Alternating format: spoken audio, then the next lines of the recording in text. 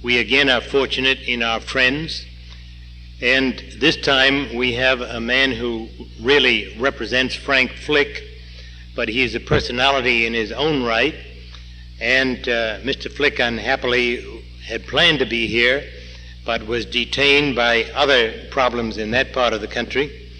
So his general manager of the Flick Reedy Education Enterprise is here. You may have seen him and talked with him in his booth in the Georgian Room. And he is also the producer of Two Worlds and their various publications and films. He's been 13 years, principally in the personnel and human relations activities and the community activities of the Flick Reedy Corporation. And he has been associated with the Two Worlds since they began production in 1966. And as a graduate of Northwestern University, he apparently is still learning a lot about people and human relations and what goes on in this world. And so it's a pleasure to present to you now Mr. William P. O'May.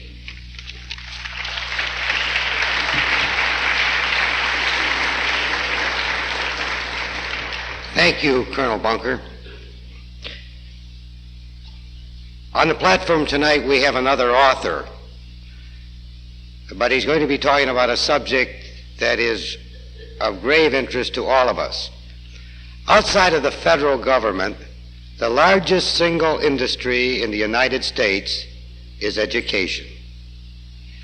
When you realize the number of people involved in this process of educating not only our young people, but our young adults, you can see the implications it can have on the future of America. Our speaker tonight is an internationally renowned newsman, TV and radio personality, and has been seen and heard by millions of people. He has appeared on such programs as the Virginia Graham Show, Joe Payne Show, and hundreds more. He is an educator and a teacher for 10 years, a social worker for a number of years, and now as an author, written over 8 books, hundreds of major newspaper and magazine articles, motion picture scripts, recordings, etc. His talk tonight is concerning education, and his topic is Man Against God. Mr. John Steinbacher.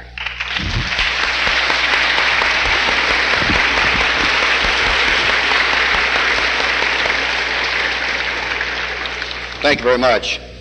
It's a pleasure to be here. Last time I was in Boston was a few years ago when I was covering the Chappaquiddick story. Needless to say, I didn't find out much, but it was fun. Not as much fun as for Teddy, perhaps, but fun nonetheless. Nonetheless, it was rather interesting because I discovered that Massachusetts has a reputation, in fact, New England has a reputation for being rather close-mouthed. You know, the people don't usually tell you much, especially strangers. This is especially true in Maine, but I think Massachusetts has something of that reputation also. I drove out to the Cape to find out what I could find out, and on the way out there I got lost, so I stopped at a booth that said Massachusetts State Information Booth. And they had all kinds of maps and pictures of the area in there. So I went in and I walked up to this elderly gentleman who was manning the booth, a booth presumably to guide tourists and so forth throughout the area. And I said to this fellow, who looked and talked exactly like Pa Kettle, I said to him, I'm a reporter from in California, and I'd like to know how to get to Chappaquiddick. And he looked at me and he said, you reporter, huh? Reporter. I says, yes. He says, I never heard of the place.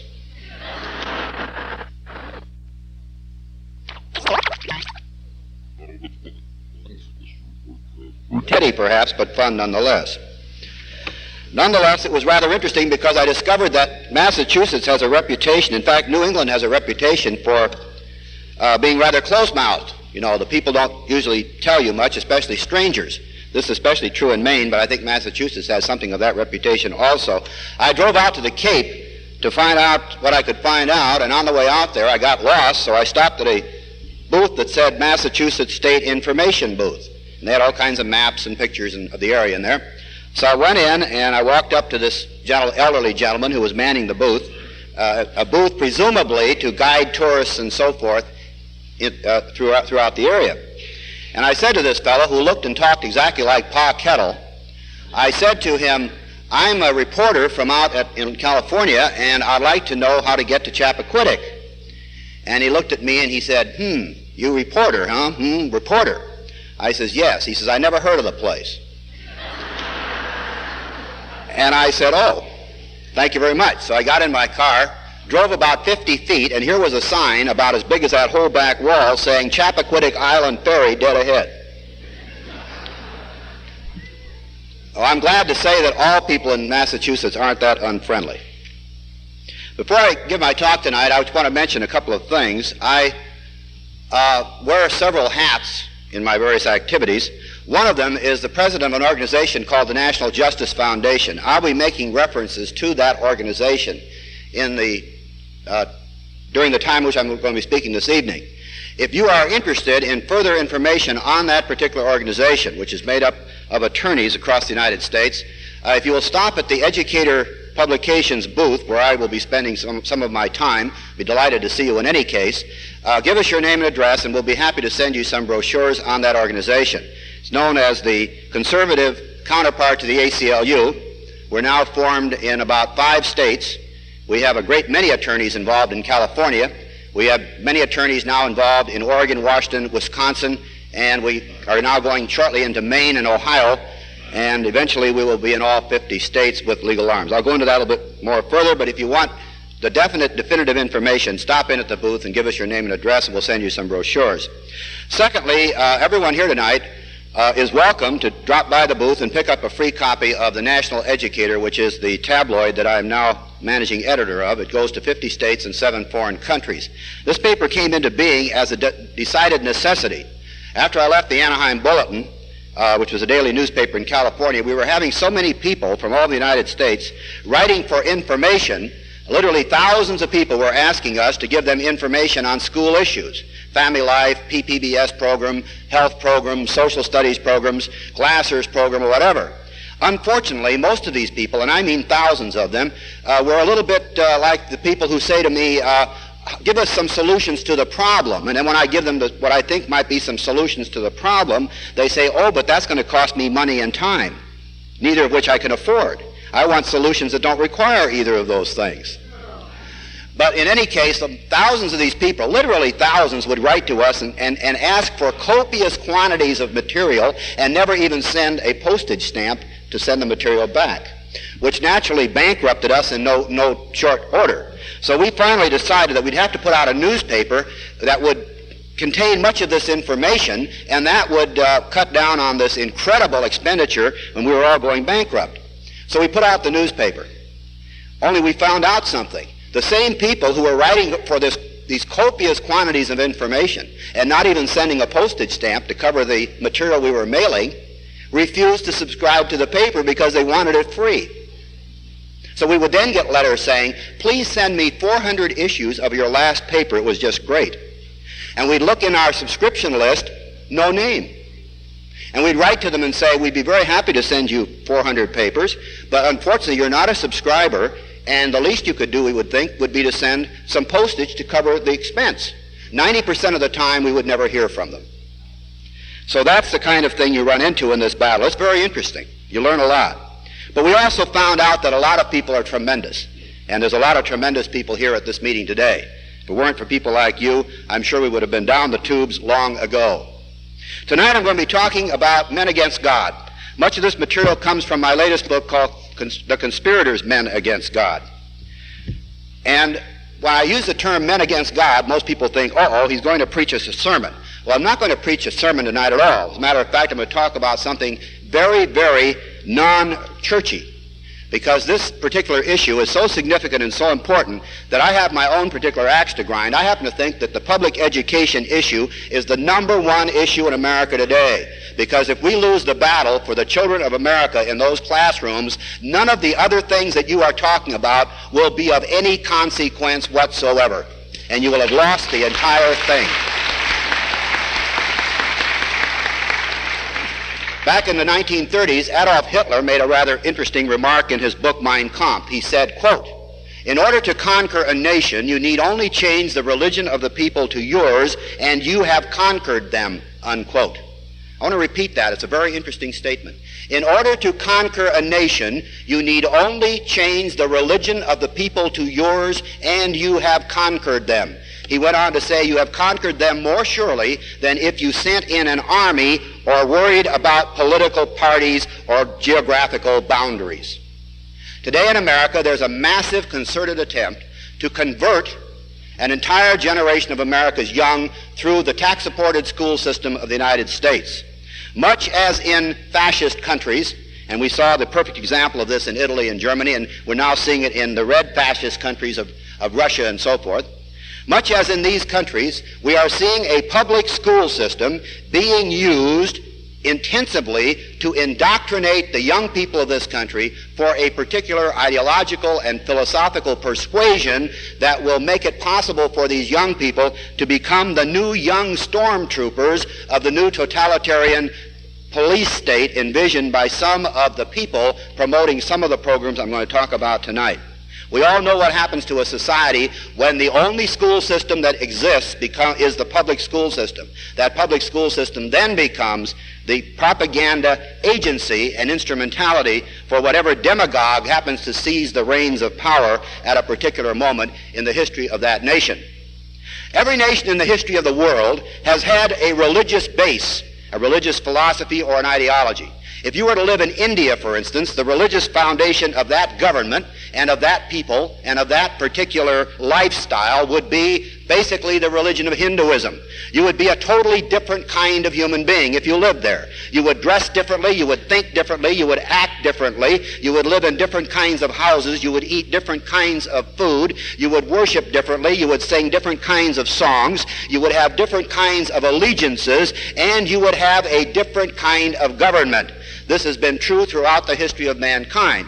Every organized government in the history of the world has had at its base an ideological, philosophical, religious underpinning from which all of its institutions sprang. In the Western world for 2,000 years, we have had Christianity as the religious underpinning of this society. Of course, stemming out of the Jewish Old Testament coming down into the New Testament and so forth, for 2,000 years in the Western world. Something began to happen, however. But before I go into what happened, let me just refresh your memory on the difference it made as to what the foundation was. In the Western world for the last 2,000 years, as I say, the principal point of view of the philosophers, the songwriters, the popularizers, the politicians, the statesmen, the kings and queens or whoever, the basic ideological foundation was Christianity. And from that came a whole way of life, everything. Every single aspect practically in our society, so that even the atheist, the non-believer, and the agnostic cannot get away from the fact that he's living in that kind of a society, and it has affected him one way or another, so that in our society for 2,000 years, there was never any such thing as a completely true atheist, even though some people might have so identified themselves, because they couldn't get away from this all-permeating, saturating philosophy that literally permeated all of our institutions, whether it be our great music, our great art, our great literature. And right here in New England, you had a classic example. When we had in the 18th century the fantastic flowering of Renaissance literature right here in New England, to the point where if you go back and read the literature of that period, a very short span of time as time goes, only a couple of decades, you have there the most incredible, the most creative outpouring probably in the history of the world, in a primitive backwoods environment where you would think the people would be relatively uneducated, and yet they poured forth these fantastic volumes of literature that will live as long as man walks the face of the earth. Now, why did this happen? It happened because of an inspiration, of an idea. It happened because of a philosophy and an ideology. And whether you're reading The Legend of Sleepy Hollow, or whether you're reading something by Thoreau or Longfellow or any of the men who existed at that time, you will find this theistic philosophy permeating even the most secular of their writings. And so, as I say, even the atheist in our society cannot avoid the rubbing off of this philosophy. The public school system in our time is another ball of wax. About 130 years ago, the public school system came into existence. Most people in America think it's been around for 250 years. That is not so at all. It came into existence a relatively short time ago. Prior to that, we didn't have any such thing. It was an alien concept to the United States. It was absolutely unthinkable that we would have such a system prior to about 130 or 40 years ago.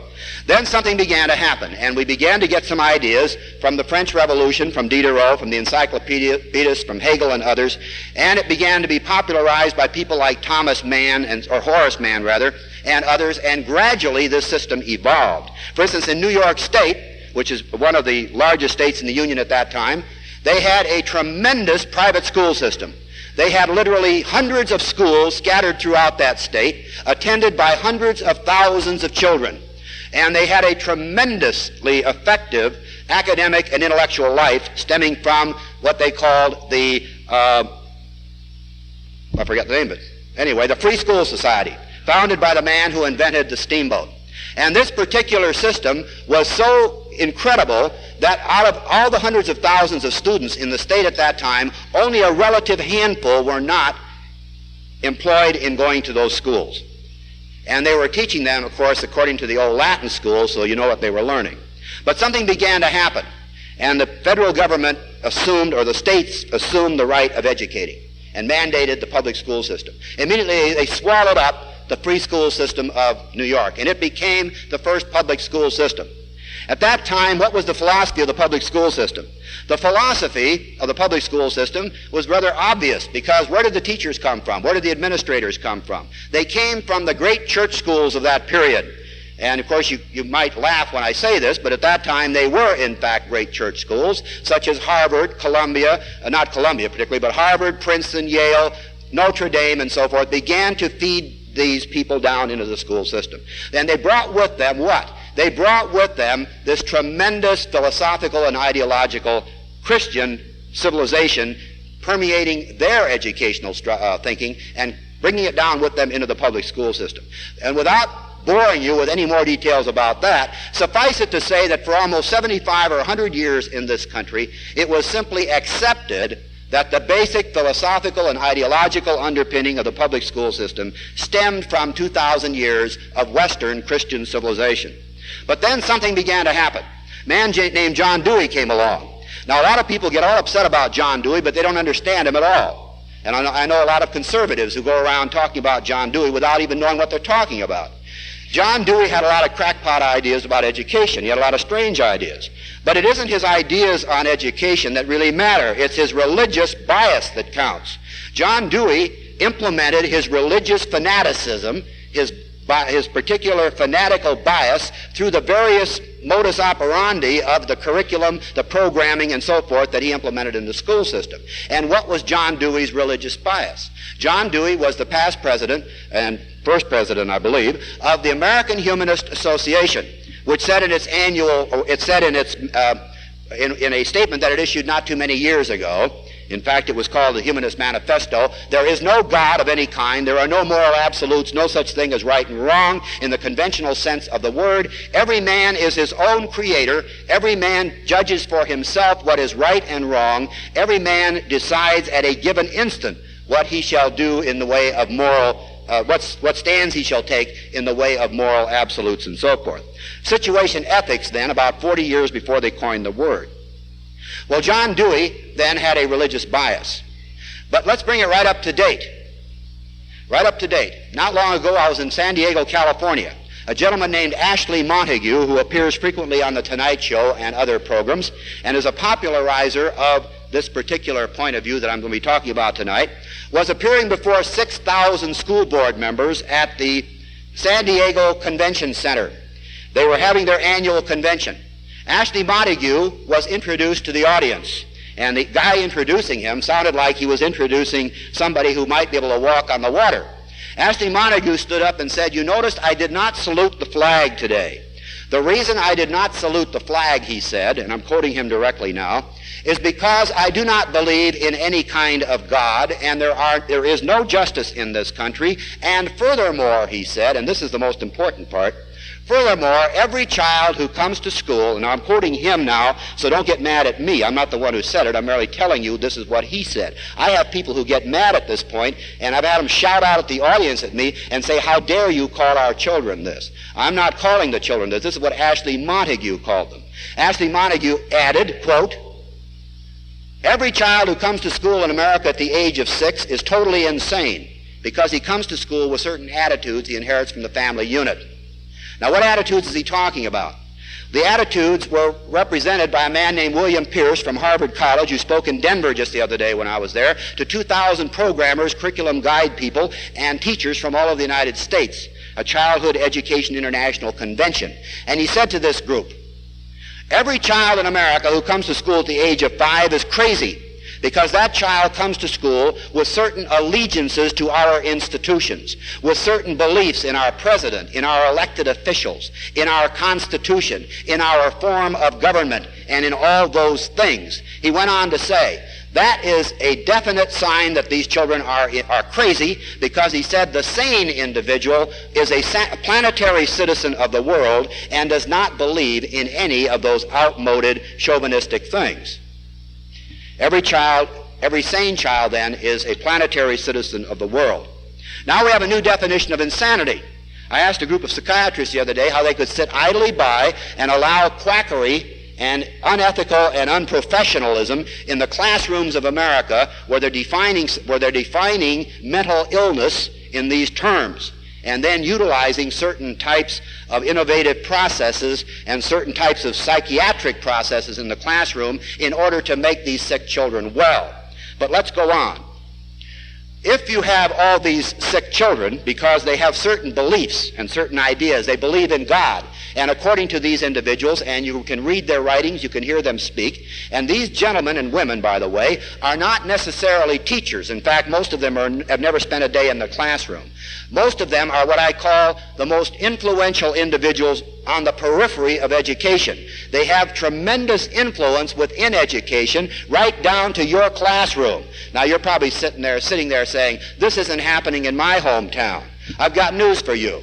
The philosophies and the ideology and the things I'm talking about tonight are in every single classroom in America. I don't care if you live in Little Rock, Arkansas, or Podunk, Colorado.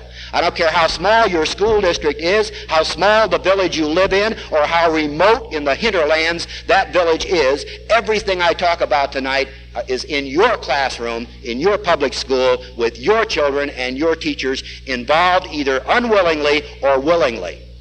Okay, let's go on. So you have all these insane students then, according to the definitions set down by these individuals.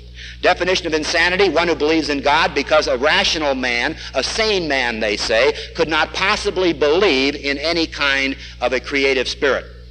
Anyone who believes in moral absolutes, they say, by definition is insane, because a sane man knows that there's no such thing as a moral absolute. What they say is you have thesis and antithesis equaling synthesis, which simply means a neutral gray where nothing really matters, and it's all a sort of a neutralizing relativism. Anyone who believes in our founding fathers, in our Constitution, or in our country, by definition would be mad, totally insane, and have to be treated as such, because they say the sane individual could not possibly accept any of those things. Because today, to be sane, you must reject everything in our society, and the less you believe in, the saner you are.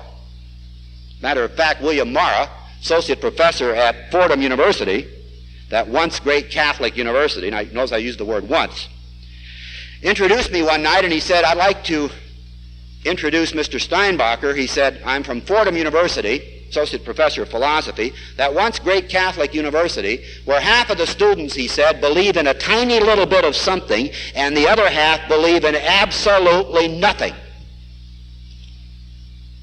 Now, if that's true in Catholic colleges, what do you think is going on in the other church colleges? Okay, to get back to the subject. If you have all these insane students and you are now redefining the definition of insanity according to psychiatric terms, then you have to think in terms of remedial steps to be taken. The Hawaii Master Plan for Education lays it out. In Hawaii, you have one school district for the whole state, and they say now that that is the blueprint for the whole nation. We must have, they said, in the future, only one school district per state.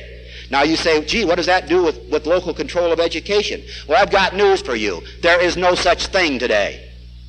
You say you don't believe that. Well, I've got news for you. The people who have control believe that. I'll give you two examples. Not long ago, a top educator for the State Department in Oregon, Department of Education, told the Governor's Advisory Committee in regard to a question that they asked, quote, I hate to step on any toes, but you as parents have absolutely no rights at all, unquote. Just the other day, a very similar thing happened when a top educator from the California State Department of Education was addressing a group of parents in Ventura, California. And he said, you people talk about your local schools and your local control and your neighborhood schools. He said, I've got news for you. There is no such thing as a local school. There is no such thing as local control of your neighborhood schools. He said the public school system is a product of and is owned by the state, unquote. You still believe you control your schools?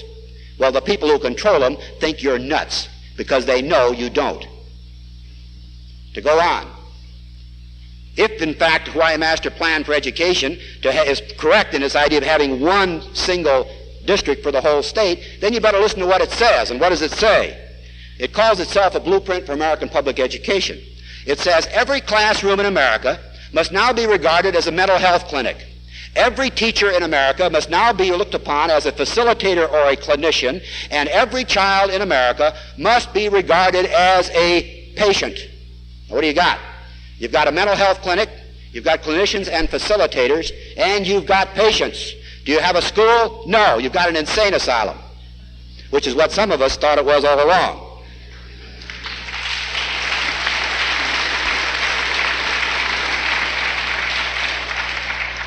Coming out of Michigan State University, funded by millions of dollars of your tax money, came a 3-inch thick study. I didn't write the study, I didn't prepare it, and I didn't work on it, so don't blame me for what it says. That study, Behavioral Science Teacher Education Program, B-STEP. This program took 2 years to prepare. It was paid for with your money, your dollars, through HEW. And in the B-STEP program, Behavioral Science Teacher Education Program, which was mailed to school districts throughout America, they state over and over again on practically every other page, every teacher in the public schools in the United States, and in the private schools also, must now be considered psychotherapists in the classroom, and those who do not accept that role for themselves have absolutely no right to teach in the public schools. Now, I know there are some teachers out there tonight. Do you feel qualified to be a psychotherapist in the classroom? I was a teacher for 10 years. I have a degree in psychology. I have a master's degree in psychology. I worked as a social worker for 7 years with the mentally ill in Los Angeles. I have a tremendous amount of graduate work in psychiatry and so forth. Yet, I am totally unfit by either education, training, background, or anything else, including inclination, to perform as a psychiatrist in the classroom, as a psychotherapist, as a clinician, or as a facilitator, or anything else. And any teacher who performs that role in the classroom willingly and without any complaint is not a teacher. He's an unethical and unprincipled and an unprofessional medical quack. That's exactly what he is.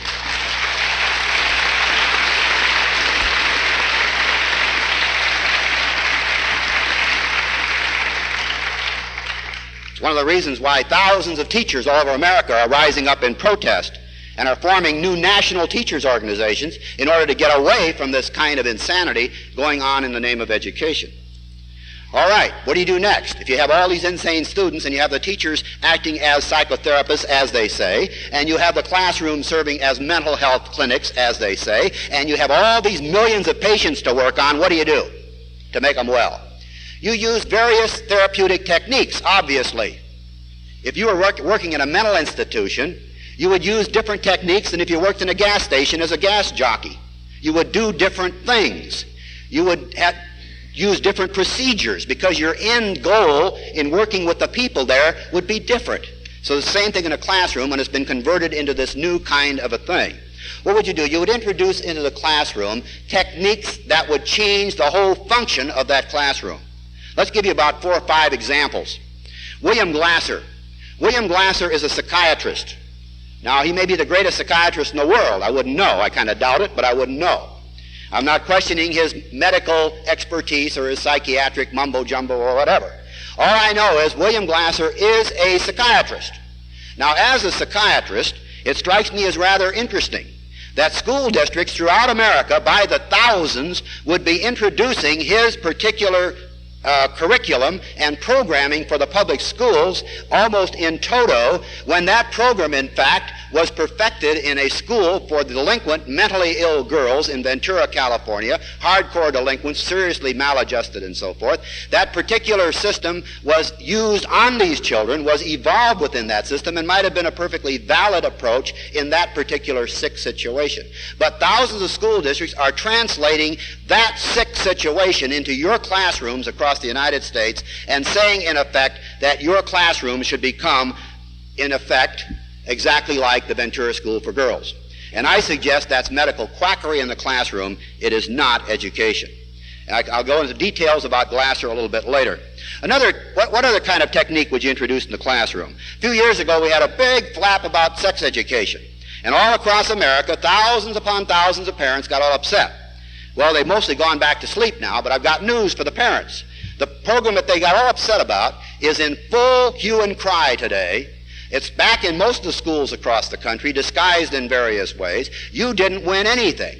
Some of you might have won a little skirmish here and there, but if you think you won a battle or a war, you're deluding yourselves. Because just yesterday, day before yesterday, I read a 4-part series that appeared in practically every major newspaper in the country, written by Clara Cox of New York City for the Copley News Service.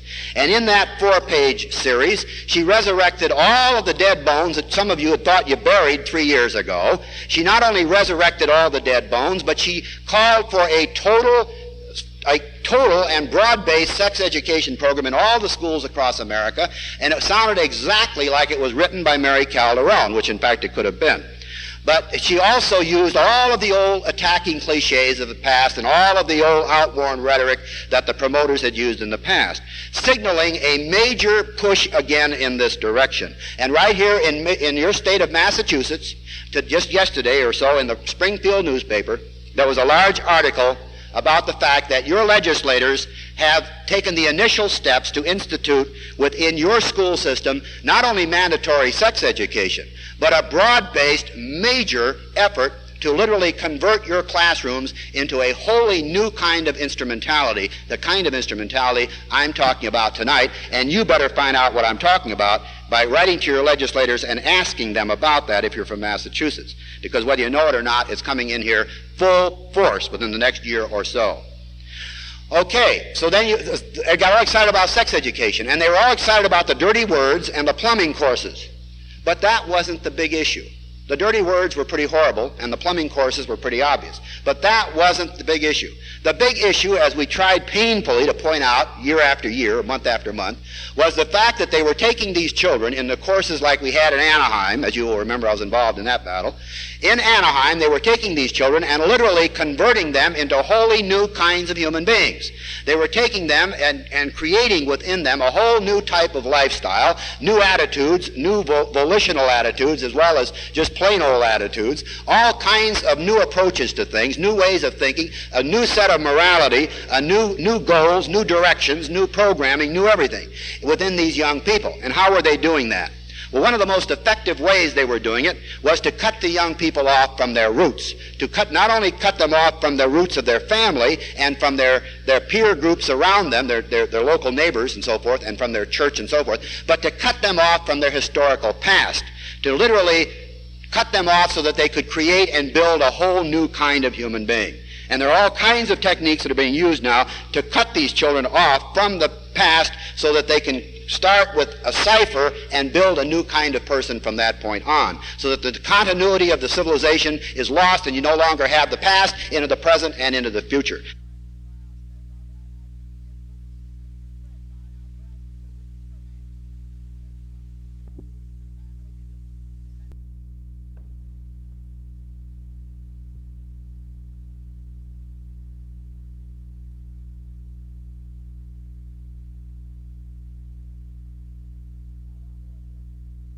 Not long ago, I spoke at Kearney State Teachers College. And after the talk, one of the professors stood up in the middle of the room. And it was filled with students and teachers, several thousand of them. And he said, I'm a full professor in history at this college, and he said, what you said is absolutely correct in that regard. He said, I'm a history professor here, and he said, on this campus, only one thing matters. He says, we history teachers have absolutely nothing to say about anything on this campus any longer. The direction of any of the programs, the direction of any of the curriculum, anything on this campus, we have absolutely nothing to say about it. And I said, well, who does? He said, the only people that matter on this campus are the behavioral scientists. They are not only directing the entire school curriculum, the entire school program, the entire direction for the school, and dictating the textbooks to be used, what kind of people will be hired and fired, but he said they are also the moral arbiters for the whole community. And he said they have taken the place of parents, pastors, teachers, preachers, and everybody in our society who conventionally held the role of the moral arbiters for our society. Now, who are the behavioral scientists? Well, I like to call them secular humanists in white smocks, because scratch an avowed secular humanist, and you will find one whose philosophy and ideology is very closely attuned to, for instance, a B.F. Skinner, who said not too long ago, as you will recall, the time is now past in America when we can worry about things like free speech, elections, and all of this sort of thing. We must have an elitist cadre who will rule the nation because the American people are incapable, he said, of ruling themselves. And he wrote a whole book on that subject, and it was such a shocking book that even the liberal left-wing Time magazine screeched in horror, quote, my God, this sounds exactly like Adolf Hitler, unquote. They even shocked them. Okay, so you have then this attempt to change the behavioral pattern of the young people through the Family Life Program. It's going on all across America today, and many of it's being done through what they call mini courses. The parents don't even know what's in there. And have you read your children's textbooks lately? It's incredible.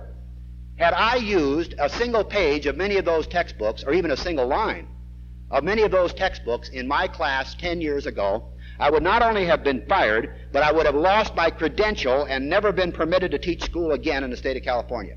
That's how obscene, filthy, vicious, degenerate they are.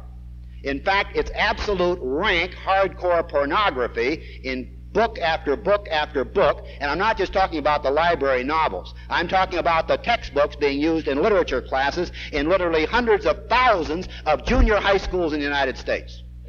Language in those books that any man, if you know, I don't know what's happened to the men in this country. If my father had caught my teacher using that kind of language in a classroom that I was in, I don't know what he'd have done. I know one thing.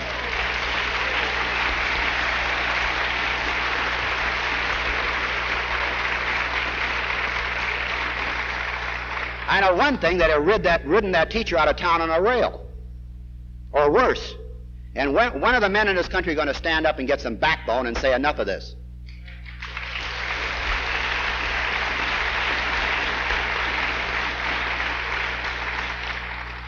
You know, back in the days of when they were having a lot of battles in the Catholic Church, they had a thing called Manichaeanism. The Manichaeans, as you remember, denied the objective nature of reality and believed that everything is possible as an operative principle. They proposed to free man from all social disorder by revolutionary political action, thus realizing, they said, the transfiguration of man and the final reign of freedom in history. They said, this is a quote from my new book, there can be no clearer expression of this revolutionary Gnosticism than a movement right now in the public schools that seeks to transform man and create a contraceptive society by means of an aphrodisiac education. Control over the origins of life and genetic experimentation with the very nature of man himself. And that's going on in every classroom in the United States today. And a lot of teachers are horrified, shocked, disgusted, angered, and filled with absolute wrath about the whole situation because they are helpless pawns in the system themselves and can do very little to change the situation they're in except to leave the system. And they're doing that in droves today as a protest also, I might add. I get letters from them all the time. Okay, what are some other programs you would introduce if you had a psychiatric setting in the classroom and you were trying to psychoanalyze the students and create wholly new kinds of people? Well, you might introduce a thing called PPBS, Planning, Programming, Budgeting System. Now, there's one aspect of that. Let's think of it in the terms of a 4-track computer tape. Planning, programming, budgeting system has 4 tracks to it. The first track was to account for the money. Now, that's not a bad idea, except you can also see a little hanky-panky there depending on who's doing the accounting. But let's assume it's okay. The second track of the computer would be the accountability of the teacher's time, and heaven only knows we need enough of that, because a lot of teachers aren't doing much with their time. But let's assume then, for the moment, that that's okay too, and go on to the third point. The third point would be accounting for the academic achievement of the students. Now, that's when we run into some dangerous ground, because it would depend upon the programmer and what they wanted the children to achieve as to what kind of programming would go on, so at the end of the process they would have the particular kind of individual they want. And how would that work? Well, very simply. They would use a computerizing process where they would test the students at the beginning of a particular course. The student would then be cycled through the computer. He would be retested, recycled, retested, recycled, retested, and whenever he failed the particular cycling process, he would go back and repeat once again until finally at the end of the process he would presumably have absorbed the information or whatever it is that they're trying to convey. Now, you can see the dangerous propensities of that. It could be a tremendously helpful tool if you had stalwart all-American types manning the machines or manning or doing the programming. But if you had somebody at the other end of the deal who was trying to subvert an entire generation of young people, you might run into some interesting problems. But the last part is the most interesting of all. And this ties in with your child care program. It ties in with trying to get the children away from the home at the age of 2. It ties in with a lot of the things that you hear talked about today. The fact is that the fourth track is a computerization of the behavioral modification and attitudes of the children, so that the children are taken at a tender age, preferably before the age of 3 or 4. You don't want to get them much younger than that because they're a little messy. But if you get them after 2, why, it's not too bad. And what you do is you try to find out every conceivable thing you can find out about that child, his parents, his environment, his neighborhood, his friends, his relatives, his grandma, his great-grandma, who sleeps with who, when, where, how, what. Everything you can find out about that child, how often they go to church, what church they go to, who do they vote for, how often do they vote, what party do they belong to, has he had sexual intercourse at the age of 4, and on and on. That actually was asked in a third-grade class not too long ago, so don't laugh. The children were about 8. And they asked, one of the questions that they gave the children was, have you had sexual intercourse lately? Which I thought was interesting. Anyway, and the same test was given to the 7th grade in the same school. So they want to find out every conceivable thing they can find out about the child. And then they began the programming process. And again, this recycling process, sloughing off or chipping away at whatever ideals, whatever particular points of view, whatever particular moral proclivities, whatever particular attitudes or behavioral objectives that the child might have, and they begin to create a new kind of person, so that you have at the end of the process what 2 computer programmers called in Kansas City not too long ago, when they agreed with me about the dangers of this program, and stood up in the audience and said, we have come to the conclusion, after examining this program for a long time now, both of them were top computer programmers for the IBM Corporation, they said at the end of this process we will have nothing but a whole generation of computerized robots. Now, they went on to say, we're not in that position yet to do that, but we're definitely working in that direction, and that is the direction we're going in. Okay, what other kinds of techniques would you use if you had all these insane students and you're trying to make them well? Well, you could use drugs in the classroom. You could use all sorts of sensitivity training in the classroom. And I want to give you a good definition of sensitivity training. There are a lot of people who don't understand it. They think of it in all sorts of ways. So I want to explain it very simply tonight so you'll understand. A lot of you have been to a revival meeting, I'm sure, or to a religious observance where people take a stand and decide to become Christians and act differently in their lives. They become new kinds of people. Now, if you were to go to a revival meeting, certain things would happen there. And I'm saying this now in a constructive way, so don't think I'm attacking the revival meetings. I'm not. I'm using it as a juxtaposition to show you the relationship between what happened there and the 180-degree reversal in sensitivity training. If you were to go to a revival meeting, you'd see the person conducting the meeting doing certain things to the people in the audience or at the people in the audience. He would be appealing to what? Well, he would be attacking, let's face it, sin, number one, but he would be attacking their soul, their inner being, trying to make new people out of them by making them self-conscious, making their conscience come alive, making them aware of what they've done wrong, making them aware that they are, quote, sinners, unquote, and that they need to be converted to become new kinds of people. That's basically what it's all about. And once he's convinced them that they are, in fact, in that position, then he can give an altar call and they'll come down the aisle and so forth. Okay. Now what happens in the sensitivity training session? Exactly the same thing. Exactly the same thing. Sensitivity training is a form of nothing more nor less than an act of religious conversion to the religion of secular humanism. The person who is doing the sensitizing, the facilitator, the clinician, or whoever he might be, what does he attack in the individual? He attacks the soul, the inner being, the inner man. He attacks the man's attitudes. He attacks his religious beliefs. He attacks his ethical beliefs. He attacks his beliefs about his family, himself. He attacks everything about that human being that is vulnerable, the same as the evangelist attacked in order to convince the man he needed to be saved. See? So it's exactly a 180-degree reversal. What it is a form of religious conversion that couldn't have been better promulgated had it been promulgated by the Antichrist himself.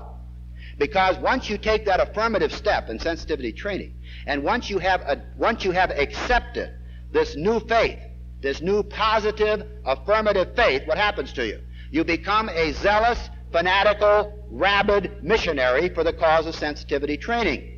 Now what happens to the new convert in Christianity? He becomes, some people say, a fanatical, zealous missionary. He wants to go out and convert everybody else to his belief because he's found something new. Right? Right. The Catholic Church, they say the most ardent Catholic is the new convert. They say the same thing in the Mormon Church, I think, and a few other churches. And it's the same process in sensitivity training. One who has been sensitized can hardly wait to get home to convert his parents or his family or his wife or his children or his neighbors or whoever, and he drags all his friends to sensitivity training sessions. Why? Because he's found a new way of life, a new way of thinking, a new lifestyle, a wholly new set of attitudes, a whole new set of moral beliefs and so forth. And he has become what St. Paul called the new man. He has put on the new body and he has become the new man, blasphemously, a 180-degree reversal of Christianity. That is exactly what it is. And all of the psychiatric definitions are sort of beside the point. The fact is that it's a form of religious conversion. Because man is a religious human being. And when you attack his soul, you attack his inner being, when you attack his very inner part of him, at that point he becomes converted. He either rejects your blandishments or he accepts them and becomes a converted human being. That is going on in classrooms all across America today to a greater or lesser degree, subtly and not so subtly. It went on rather flagrantly in the Family Life program. It's going on today in many different ways in the classrooms. And I don't have time tonight to go into all the ways that it's being implemented. In fact, I don't have time to go into any of the ways to any extent. The fact of the matter is that it has become a serious problem in many areas. Attached to this, of course, is a religious philosophy to all these things, because when they're trying to convert the classroom into a mental health clinic and take these patients and make them well, they make them well by imbuing them with a new philosophy of life, a new lifestyle and a new way of looking at things. So the young people then come home totally relativized, unable any longer to think in terms of anything being black or white. I have parents say to me over and over again, I can't talk to my children. I can't communicate. We're using the same words, but we don't understand each other. And I say, well, I can understand that. I would be surprised if you could understand each other. The fact of the matter is, your children have been turned off by the school system and by the processes used in those classrooms. They're using the same terminology you use, but they mean something totally different. Furthermore, the children, by and large across America, are being told repeatedly in classroom after classroom that there are no standards to steer by, that everything on earth is totally relative. So the children are coming home with absolutely no convictions, and they talk about the older generation, not sticking by their convictions. Well, it's easy for the children to say that because they don't have any convictions to stick by. I always said, and I think this is true, and I work with a lot of young people, there are a lot of great young people in this country, but unfortunately there are an awful lot of them that aren't. And those that aren't, all too often, are the ones that scream the loudest about the hypocrisy of the older generation. They say, oh, you're talking about this and you're dropping bombs and so forth, you're hypocritical. I would say to you that the generation that I've seen out on the street is the most hypocritical generation in the history of this nation. Because at the same time they're talking about you drinking your martini, they're killing themselves with drugs. And if that's not hypocrisy, what is?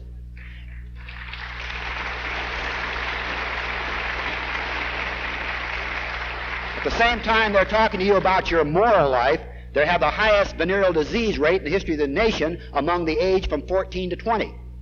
And the highest illegitimacy rate in the world, practically, among the same age group, among the girls. At the same time, they're looking down their nose and saying rather patricianly that you are hypocritical and you and your middle class values and you're nothing, you do all these things and so forth. Where is the hypocrisy and where does it lie? I suggest it lies somewhere else. Okay, but you change their lifestyle.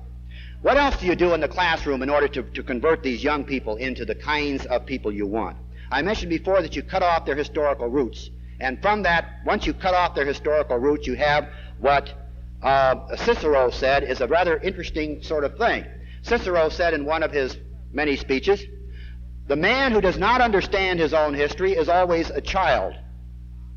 Man who does not understand his own history is always a child. Nothing could be truer, because if you talk for very long to young people, and I'm getting back again to this generation gap and the fact that you can't communicate. If you talk for very long to the average young person, and I'm not talking about some of the fine ones here today who I've already talked to this afternoon, but if you talk to the average kid who's in high school or junior high school, you will find not only have they been totally and completely relativized so that there is absolutely nothing that's wrong, everything is, you say to them, well, isn't it wrong to take heroin? Well, it could be or it couldn't be depending upon the circumstances and who you're with and what you're doing and blah, blah, blah. And they'll rationalize themselves around and you'll come out saying, whoa. And no matter what you bring up, it's relative. Everything is relative. Well, I've got news for them. There are a few things that are not relative, and one of them is death at the end of the needle. That's not relative. That's mighty positive. But in any case, what else creates this generation gap? The attempt on the part of teachers all over the United States, and if you don't believe me, read their textbooks. Start reading your children's textbooks. That's all I ask you to do. Don't listen to me, start reading their textbooks. If you can get them. A lot of children aren't allowed to bring them home, for obvious reasons. But start reading them. Get a hold of the MACOS program, which is now being used in the 5th grade throughout the United States, and find out what the MACOS program says about it. You'll hear something about that when Mrs. Gabler talks to this group. The MACOS program is an absolute textbook catechism for the religion of secular humanism. Not a single child of any intelligence whatsoever could come through that program believing in any standards of our society. When they go through that program, at the end of that process, they will be totally and completely 100% turned off of every single thing that this society has ever considered worthwhile. And literally millions of young people are now being subjected to that vicious, degenerate, sickening assault on their integrity, on their minds, and on their very beings themselves. In a tax-supported system where they are prisoners and can't leave the classroom if they want to.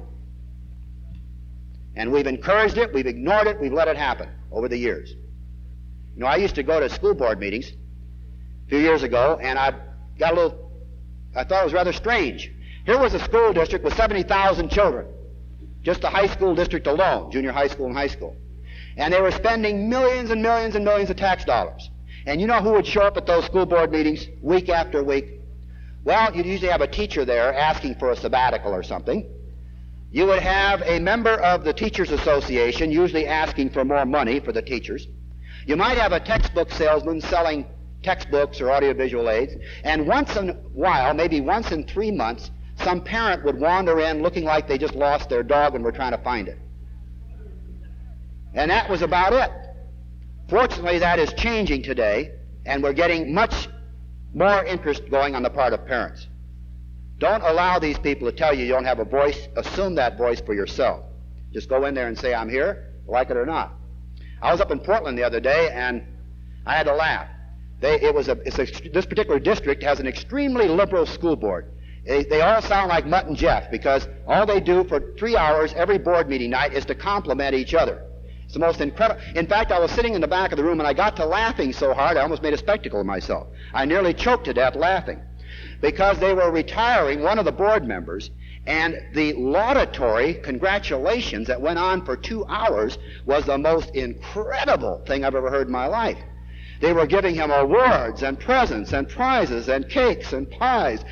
And finally, I was walking around, with my pant legs up in the back of the room.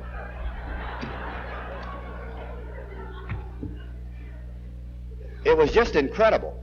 Well, the interesting part of it was, after this 3-hour orgy of self-aggrandizement and patting each other on the back and assuring each other what a magnificent job they were doing, a lawyer for a group of the parents walked to the front of the room and served each of those people with subpoenas to appear in court for corrupting the morals of the children in the school district.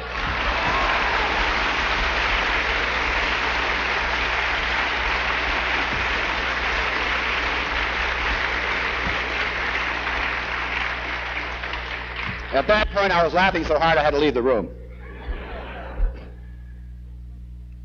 Get involved. Find out what's happening in your classrooms. There are programs going into the public schools today that are so incredible that any rational man, I would think, with any principles at all, would be absolutely horrified. But what has happened in this moral area? Well, what's happened is very simple. First we've seen it, then we've accepted it, and then we've embraced it, and then we've become a part of it. That's exactly what occurred, for instance, in California, where in Orange County, conservative Orange County, who just defeated a very tremendously fine conservative, because he ran and stood up for the principles he ran on and was elected on.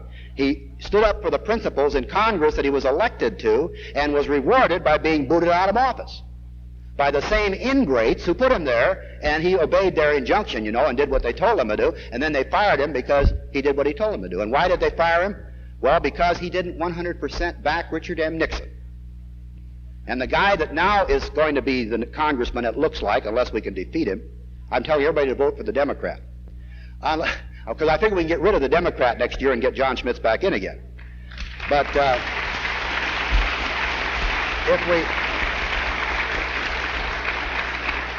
if we get that ingrate Republican in there, we'll never get rid of him.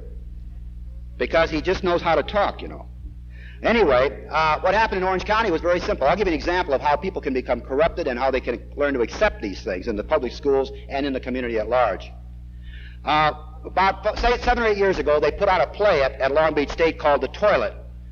Now, The Toilet was a pretty rancid play, pretty foul and pretty vicious and pretty horrible. But compared to what's now going on at your neighborhood theater and winning Academy Awards, it was like a production of Cinderella starring Shirley Temple, But what happened? The people went berserk.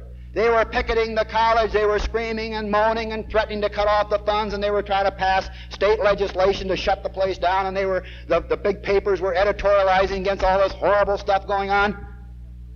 What's happening 7 years later? They're putting on plays out in the quad in public every day of the week, not even putting on plays, they're just acting out on the side on the grass. They're doing it on the grass, what they were talking about in the play. And is anybody screaming? No. Nobody's protesting. Nobody's picketing. Nobody's trying to pass any legislation. Nobody's writing any editorials. They've come to accept it. First they see it, then they accept it, then they embrace it, and it becomes a part of them. And this has happened to our entire society. No wonder we have this constant downward drift. Same thing has happened to the public school system. Why have we permitted this tiny handful of elitist individuals to assume the right to be moral arbiters over all of our society? By default, that's why. We were too busy making a living. We were too busy going to church on Sunday and being put to sleep half the time, or being told nothing was wrong. We were too busy paying our bills and our taxes, which is rather important. We were just too busy. And so we believed it when they said, let the experts do it. We're the experts, and we said, fine, let's let the experts do it. And so the parents said, I'm sure glad September's here. I'm getting rid of those brats at last. Thank God they're back in class. Well, I've got news for you. If you know anything at all about what's going on in the public schools today, you should cringe and shudder in fear when September rolls around. If you had any idea what's going on in those classes. And I haven't got time to go into the real horror picture tonight, and you probably wouldn't believe a lot of it anyway. Right in Orange County, for instance, in Santa Ana, the bastion of conservatism, there are junior high schools there that are so bad they can't even keep a principal for more than about a week. They try to burn the junior high schools down. The teachers are being assaulted and mugged in the hallways. The children are being assaulted by other children. There's absolutely no education going on in those schools whatsoever. And what is the answer to all this? More of the same kind of permissive pap that brought it on in the first place. You know, the American people are the only people in the world who want to cure all the evils of government by having more of the same kind of government. And it's the same way in education. We want to cure the evils of education by letting the same people make the corrections who brought on all the evils. This is the incredible part of it. But there can be some changes, and there are some changes. I'm going to be closing here very rapidly. Across America today, there's a very strong movement afoot. Now, you heard a lot about busing. Well, busing is important, I suppose, a big issue, but it's not the major issue. Your children can be just as corrupted in the school next door as 50 miles away. So don't let the busing issue take all your attention from what's really going on in education. If you don't believe me, just talk to some teachers who will tell you what's happening in their classrooms. Some of these teachers are really disgusted at some of the programs that they have to participate in. Not long ago, I spoke to 3,000 teachers, or a group of members of 3,000 teacher organization in Houston, Texas, at their annual banquet. And I told them pretty much what I told you tonight about what's happening in education. And I figured they'd probably run me out of town on a rail. But instead, much to my great surprise, they not only stood up and applauded like crazy, but they practically wouldn't let me out of the room. And why? Because I was telling them what they knew was going on, but hadn't really either had the courage or the ability or something to voice in the past, and they sort of let it slide by them without getting too involved. But teachers are getting involved and are beginning to speak out. There's a definite encouraging move in that direction. Parents are getting involved for the first time in their lives across the country. Many of them have never gotten involved. And I've seen women who are quite incredible, who really have, relatively small amount of education and so forth, who never stood before a group in their life, never thought that they would ever be in a position to speak openly before any kind of a group, who will stand up. I know women in Anaheim who had the school board, these great big hulking men on the school board, so terrified that when these little gals stood up, those men would visibly shake and quiver like a bowl of jelly. They had them absolutely terrified whenever they showed up. And so, hell hath no fury like a woman scorned. And as Taylor Caldwell amply illustrated earlier.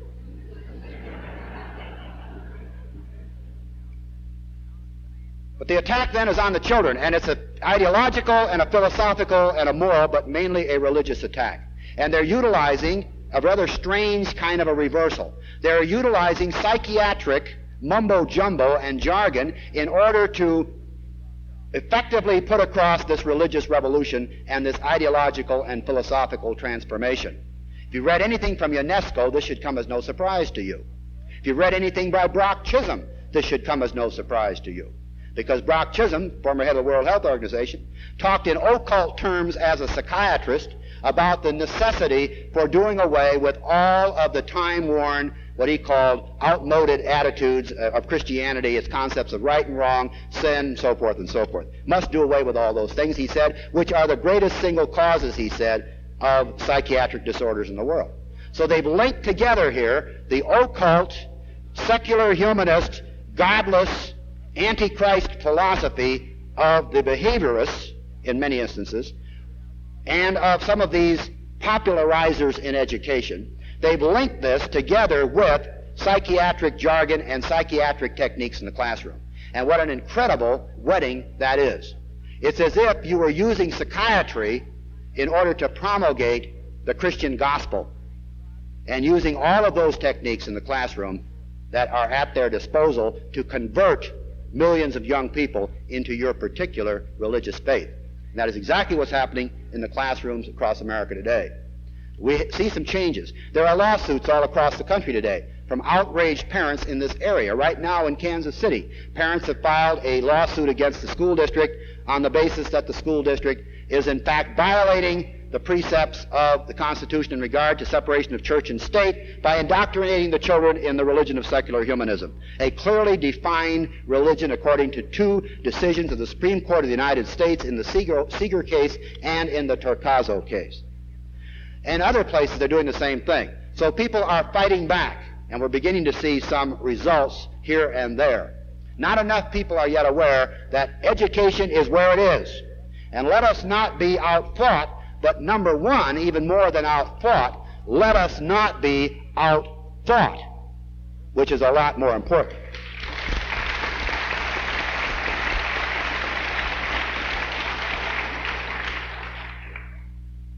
I just want to say about two more things and then I'm through. The young people of America are crying out to you for help. I think the exhibit that we saw, or the demonstration that we saw down in Dallas, Texas, just the other day, where 150,000 young people gathered together to express their religious concerns and so forth, is an indication that the young people want guidance, direction, and they want help. They're crying out for something. It's up to us to lead them and guide them and help direct them. I find all across the country this tremendous yearning now on the part of young people. A desire. They found at the end of that road they were going down, hell at the bottom of the abyss. And now they're trying to climb back out of that pit, back to some kind of sanity and some kind of lives for themselves. And it's up to us to try to guide them and lead them along the way. And it's not going to be an easy thing, because they are confronted day after day by the most concentrated attacks in the classrooms of America, whether it be grade school, high school, or college, and even in the private school sector. They are being subjected to the most incredible attacks upon everything that they stand for. Not long ago, when I was in Omaha, Nebraska, about 30 young men came to my meeting from the University of Nebraska. After the meeting, they came up to me, and one of them said to me, Mr. Steinbacher, could you come out to our college and talk? Because he said, we've got at least 1,000 kids out there who would really love to hear what you have to say, because he says you have no idea what we're being subjected to day after day in the classrooms out at University of Nebraska.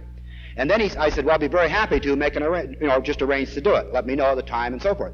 So then he said to me, I have a question. He says, what would you do about the professors in the college who, when you stand up for what you believe in, and you don't parrot back what you know are lies, and you try to give the right answer, and you try to do the right thing, they either flunk you or kick you out of class?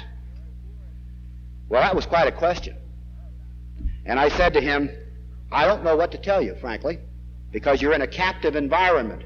You're in a hostile environment for all living things, to paraphrase a well-known organization. You're in a hostile environment there, and all you can do is to hang on.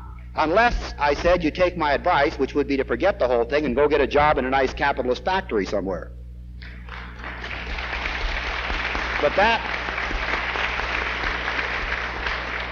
But all things being aside, I said, if you manage to hang on there, and I'm sure you will, because I could tell from the way he was talking that he was quite a fellow. I said, I'll tell you one thing. Young men like you, after you've been through the kind of fires that you're going through, will be 100 times the man I am when you get to be my age. And there are thousands upon hundreds of thousands of young people all across this country today who are going to be 10 times the men and women we were, because they have been through the fire and they've been refined in the process. And you've got some of them right here at this meeting.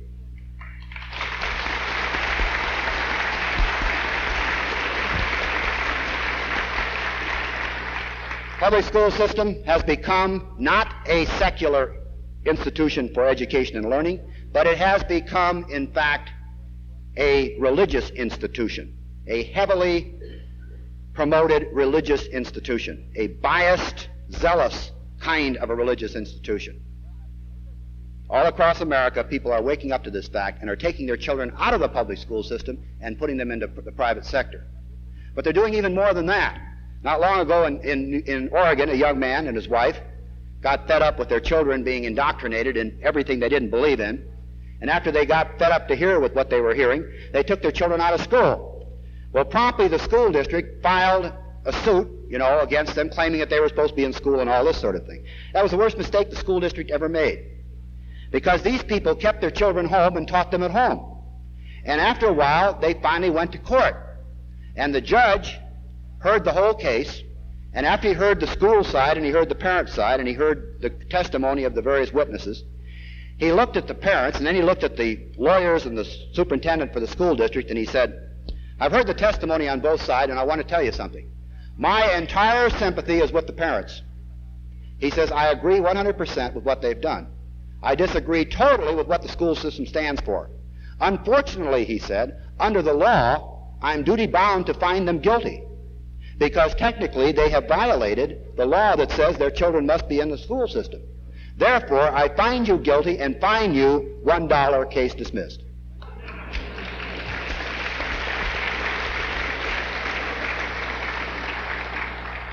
Those children are still out of school, still being taught by their parents, and I talked to a psychologist friend of mine in Portland the other day who tested those children, and they said that those children have phenomenally gone forward academically and were 4 to 5 years ahead of their counterparts in the local public school system.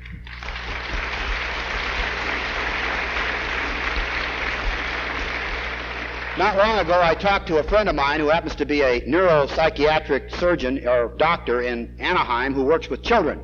And I was asking him about the pill Ritalin. And he said, well, you know, he said they're using this by the bushel all over the country to keep these kids tranquilized in classrooms. And he said there are instances when, medically, Ritalin might be approved as a short-term thing to keep children quiet because of the fact that they're guilty or they have the problem of hyperkinesis and so forth. But you know, hyperkinetic activity is not a diagnosis. It's not like saying you've got cancer. When they say your child is hyperkinetic, it means they don't know what's wrong with him. It's like saying you got a cold, you know. They don't know what's wrong with him, so they call him. It's a sort of a catch-all thing. What they're saying, in effect, is your child jumps around and doesn't pay much attention. Well, you know, when I know what's going on in some of these classes, I don't blame them for not paying attention, and I hope a lot of them don't. But the fact is that this particular doctor said to me, you know, he said, I used to think it was terrible the way they were putting all these children on Ritalin. But he said, after looking over the school system here in Anaheim and seeing what's going on in these grade schools, he said, I don't think it's such a bad idea. It might be the only way the kids can survive. Not long ago in Kent, Washington, they discovered a young child locked in a room with her knuckles bleeding and bloody and her fingernails practically torn out where she had been clawing the wall in attempts to escape from this room. What room was this? Well, this was a room being used by the local behaviorists in order to control the children in this controlled environment. And they would lock the children in these rooms whenever they became too hyperkinetic. And they had no windows in those rooms, no lights. They were painted black, and they would lock the door. They had a window in the door, but it was painted over, you couldn't see out. They would leave those children in there for hours on end. At one particular time, they found out, a teacher locked this child in the room, and about 9 o'clock that night, the child hadn't come home, and the parents got worried, and they finally called the police. They're out looking for the child, and they discovered, by 4 o'clock the next morning, they discovered the child was still locked in the room. The teacher forgot she locked her there. The child was in the 3rd grade. Now, my friend of mine named Mary Royer, who's a psychologist, went roaring up to Kent, Washington to find out about these torture chambers or these behavioral science rooms that they had. And she walked in and she saw around the periphery of these rooms, at about the height of the young children, long streaks of blood, dried skin, broken fingernails embedded in the wood all around these rooms. Well, she went screaming down to the district office and so forth and really raised Cain about it, went to the papers, caused a great big furore in the papers. The very next day, the local school district called up the Seattle Times and said they objected to the article that the Times wrote in which they stated there were no lights in those rooms. They said, if you'll come down here, you'll see that that's a totally erroneous claim. Times went down there. The district had sent in some painters and carpenters, had cut holes in the doors and, took the paint off the doors, cut holes in them, had repainted the room, put lights in them, and was trying to pass it off as if it were that way all along. And the reporter said the paint was so fresh that he accidentally backed into it and got paint all over his pants. That's how stupid they were. But they were so panicked at what they had done. You've heard of the open classroom concept. This is where they break down all the walls, and they turn the whole school into one great big room with little working areas and so forth.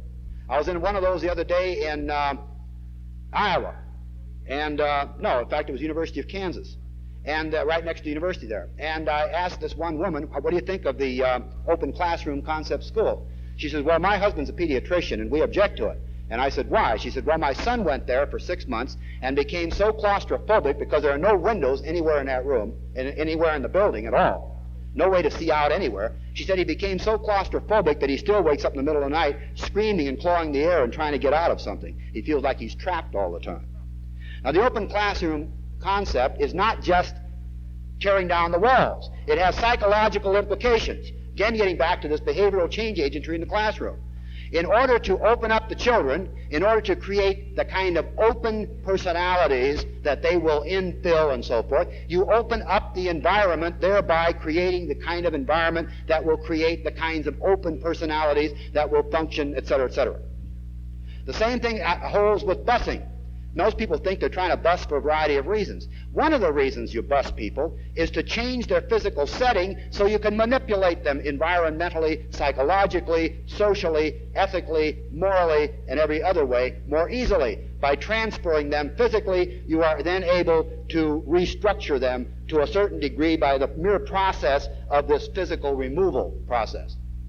They know that, and that's one of the reasons for it. Okay, I talked way too long tonight. I could go on for another 3 days because it's a very, very big issue. Let me just say this. Education is where the action is. All of us have our pet hobbies, the pet things that we're fighting or our pet peeves. Some of us are mad at the UN, some of us are mad at other things. But all of those other things directly impinge on what's happening in education. They directly impinge on what's happening to your children. Get involved. Thank you very much.